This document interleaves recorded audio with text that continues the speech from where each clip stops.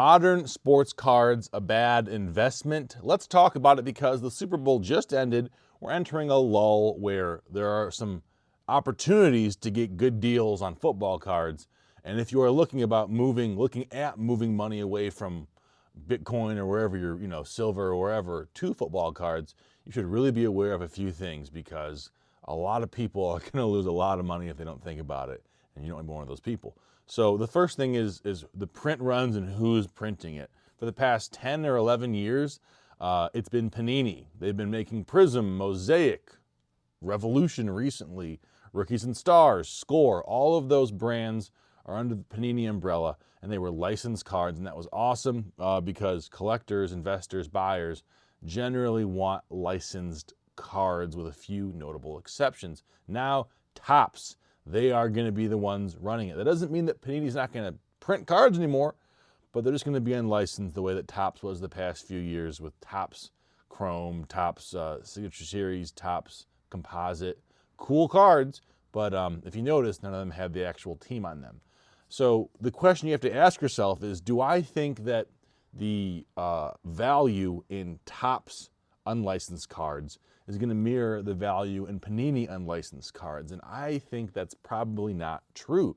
Like it or not, buyers, investors are emotional, and the ramp up from Topps being unlicensed to licensed increases buyer interest. What you want to really compare, I think, Panini unlicensed cards to is the difference between Panini Baseball and Topps Baseball.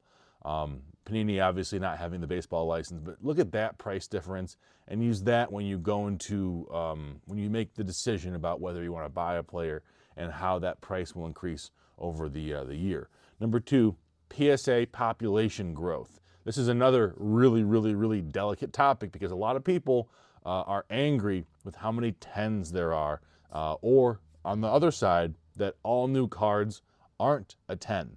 PSA has been more strict over the past year or so about what constitutes a 10. They recently just bought Beckett, so maybe they're gonna use that as like the higher tiers of 10, the way that Beckett has their higher grading tiers above a 10. But the truth is, if you're buying modern sports cards and you're banking on a card being a 10, you should really be aware, one, how many other 10s are there, and two, is the price increase worth whatever you're spending to get to it. We want to talk about liquidity as well because this time of year, it becomes a really big issue. I just sold 7 Caleb Williams rookie cards to somebody. Would I have sold Rome Odunze cards? No, probably not. Liquidity is how easily can you exit your position on the cards, for lack of a better way of talking about it, and how much money will you lose when you do it? That's part of what we want to think about as well. It's going to be rookies. It's going to be quarterbacks. It's going to be guys who have a really good career. You don't want to be investing in Cooper Kupp modern cards, for example, somebody who's in the tail end of their career. You want to be trying to figure out, okay, who's going to blow up? Who can I buy now at a low price who other people will think will be the next Mahomes, the next Tom Brady? You know, what do those guys have in common? They're both quarterbacks who won Super Bowls when they were young. This is why I think it really isn't that good of an investment because think about how many quarterbacks there have been since Tom Brady came into the league and how many of those got hyped up to be the next Joe Montana and how many of those guys were the next Joe Montana. None of them. Something you got to think about. Number 4 on this list is hype cycles. So we're talking about hype cycles, and what I entered the video with is saying, oh, we're entering a lull. So typically the hype cycles are going to be before the season starts and then right around the Super Bowl. That's like the best time to sell during the season is a great time to sell as well. But from basically before the draft until the draft and then a month or so after the draft, that is like the lulls when you're going to see the best prices on, especially on collections of sports cards. So if you are not investing to hold onto players, which I think is probably not the best thing to do, but you are building a sports card business where you just buy bulk and sell bulk and you're focusing on the $5 to $15 sales, those are the 2 times when you really want to be, you want to be on the opposite end of the hype cycle. And then who actually wins long term? Be aware of this as well.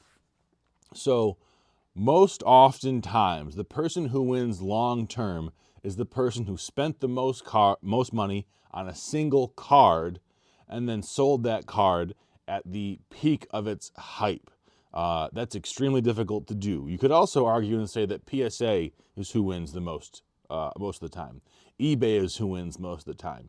It's like that saying, if it's a gold rush, you want to sell pickaxes, not gold. Not as fun of an answer as you might want to hear, but that's my honest opinion on this. Debate in the comments. Tell me where I'm wrong. Tell me if you have a great strategy for, making money on sports cards. I do okay with it. I focus again on buying collections, piecing out the collections, and then selling the bulk in auctions as well. And it's fun. That's probably the end of it. It's fun.